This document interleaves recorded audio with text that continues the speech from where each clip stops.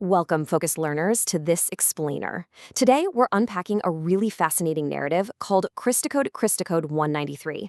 It's a story that completely resets everything you might think you know about the universe. So, picture this scene with me. We are in an overflowing, vibrantly colored cosmic auditorium, and we're literally just moments before the apocalypse. The air feels heavy, like the spirit world and our Wi-Fi are somehow sharing one overloaded nervous system. Every single seat is taken. The entire planet is watching this unfold through screens and visions as the ultimate deadline approaches. But what's really striking here is that this isn't your typical chaotic scene of fire and brimstone. Not at all. It's actually a serene, eerily calm assembly. Humanity appears as these grounded, everyday 20-somethings, wearing clean, contemporary clothes, just standing at the precipice of existence in a beautifully detailed hall. No flashing lights, no glitchy chaos, just a quiet, intense waiting. Okay, let's dive into this. Up on stage, there's a figure referred to as Father, and he's holding a crystal tablet that's glowing with 15 requirements for existence. And his plan for dealing with a failing universe? It is chillingly calm. He just issues this simple administrative command: reset the universe. There's absolutely no explosive rage here. Actually, Father acts a lot less like a wrathful deity and way more like a tired administrator checking off a clipboard. If a soul fails the requirements, they aren't facing eternal damnation. They're simply scheduled for a new body and tossed onto a waiting list. He basically views the gathered worlds as a class that just keeps failing to follow instructions, and his solution is to simply erase the whiteboard and start all over again. Now, before we see exactly how humanity reacts to this terrifying reboot, we really need to understand the underlying rules of this universe, which the text calls Crysticism. Crysticism is essentially this cosmic framework. It teaches that souls are meant to master what they call soul's psi codes, to build up their health, wealth, wisdom, and superpower. But they aren't doing this unchallenged. Crysticism unmasks these invisible enemies, known as Tempters, whose entire goal is to hold souls back by deploying destructive desires. The idea is that by mastering these codes as a Christic mystic, you can actually shape your physical reality and prepare to graduate from this world into heavenly employment. So in this framework, Earth is definitely not a playground, it's a really profound testing ground. Back in the auditorium, Father initiates this reset with an action that is so absurdly simple, it's honestly terrifying. He asks everyone in the hall and everyone watching at home to stand up, close their eyes, and click their heels together 3 times. Yeah, it's a move straight out of The Wizard of Oz, but trust me, nobody is laughing. The weight of billions of lives about to be erased just crushes any sense of humor. One by one, they stand up. 1, click. 2, click. 3, click. Millions of heels slam together across the globe. And then, the lights go out. Total darkness swallows the hall, and a voice from the void begins to speak. In the beginning. Suddenly, the momentum violently shifts. The lights explode back on. A really grounded, incredibly confident 20-year-old named Abby actually interrupts the creator of the universe, right mid-gesture. She yells for him to stop. Realizing that reset is basically just a very polite word for apocalypse, she forcefully halts the end of the world with a super bold counterproposal. I propose a transition instead of demolition.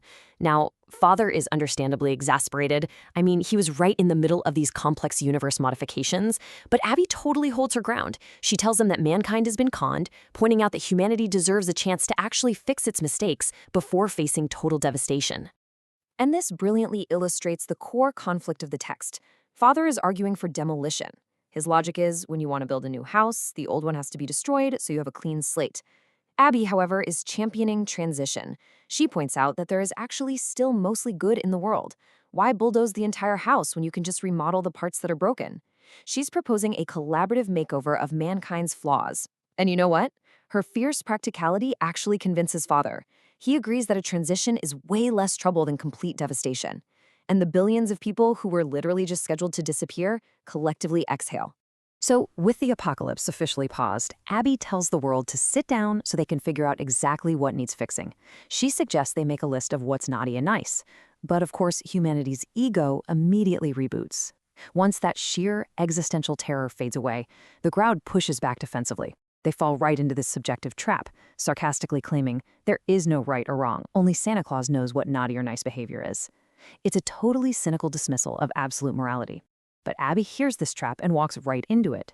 She suggests that if that's true, well, they should just invite Santa Claus in person. The crowd mocks her, but millions of watching children begin to cry, demanding the truth. And then, Unbelievably, the myth becomes reality. With a jingle of bells, flying reindeer crash straight through the back wall, and Santa Claus lands on the stage in this massive shower of red gold sparks. But this isn't some cartoonish arrival. It's a really serene, powerful manifestation of a cosmic teacher. When Abby asks him to define naughty and nice, his answer utterly reframes human existence. He says, Earth is a school for the soul, not the human body. And the entire planet feels that shift. Suddenly, life isn't a punishment, and it's not just a random series of events. It's a highly structured educational curriculum. Now, what's really interesting about this is how simple and applicable Santa makes the rules of the universe. He lays out these super clear criteria for soul school. Being nice isn't about some arbitrary politeness. It's about studying, learning your life lessons, and actually passing your tests. Crucially, it's also about helping other souls graduate.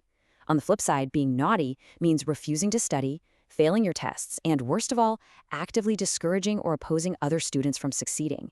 It's wild because it ties the massive cosmic stakes of existence directly to our relatable, everyday personal development and how we treat each other. But Abby, who is really representing a very common human desire for an easy way out here, asks a super poignant question. Why can't my savior pass my tests for me? She admits that she likes the idea of being taken care of without actually having to practice her own talents. And honestly, it's a very relatable vulnerability. Santa's response, however, is a gentle but incredibly firm reality check. He tells her that relying on someone else to do the work is a false belief. Souls that lack their own wisdom, virtue, and discipline simply must stay in school until they learn it. You literally cannot outsource your own spiritual growth. Let's move to and see how this builds into a really intense philosophical debate among the 20-somethings on stage. We get 3 distinct perspectives emerging on how mankind should exist. On one side, we have Abby and Evan, who advocate for transitioning and actively defending the good. Then we have Lord Blue, who takes a much harder stance. He believes defending oneself and fighting the Tempters is an absolute necessity. It's not optional. But then there's Rev. Rev argues for pure free will and experience. He values experiencing the raw pain and pleasure of life way over strict military-style discipline. He even offers to just pass his karmic bill to his future self. And Rev's argument strikes a massive chord with the watching world. The idea of becoming a highly disciplined mystic warrior to fight invisible tempters, that sounds absolutely exhausting to the average person. They don't want a cosmic boot camp. The global audience turns inward, tests their preferences, and the world's answer rises up in this single unified chant. We want to play, not slay. They actively reject the idea of master teachers and disciplinary training, heavily preferring to just learn through the natural consequences of the school of hard knocks. Empowered by the crowd getting behind him, Rev leans in even harder. He points out that the Fantastic Four, which in this framework are Father, Savior, Holy Spirit, and Mother Nature, have the ultimate power to just wipe out all naughtiness in a blink. So if they aren't out there smiting the tempters, why on earth should humanity have to fight them? And right here, Rev accidentally sets a massive trap fueled by his own ego. He declares, I don't need to become a warrior to be like them, unless the Fantastic Four declares war against the tempters. He totally thinks he's checkmated the creators of the universe by pointing out their inaction. But Rev's logic acts exactly like a viral meme.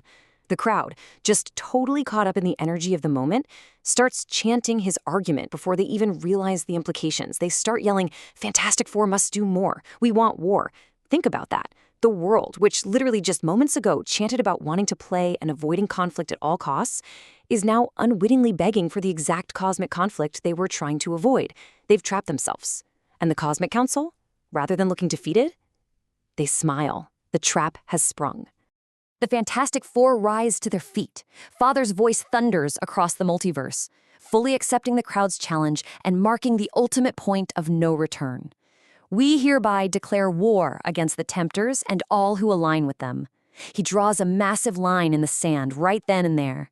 He tells the billions of people watching that they must choose this day exactly who they are going to serve, the soul students trying to graduate or the tempters, caught in the sheer momentum of their own chant and totally unwilling to openly oppose the most powerful beings in existence. The world raises their fists and actually chants for a fight. Rev is just glowing with energy, entirely unaware of the true gravity of what he has just set in motion. So the crucial point is this: the universe isn't resetting, it is recruiting. The teachings of Crysticism start whispering at the very edges of everyone's thoughts, calling them to something so much heavier than mere survival. The goal now is to build an arsenal of health, wisdom, power, and critically, wealth.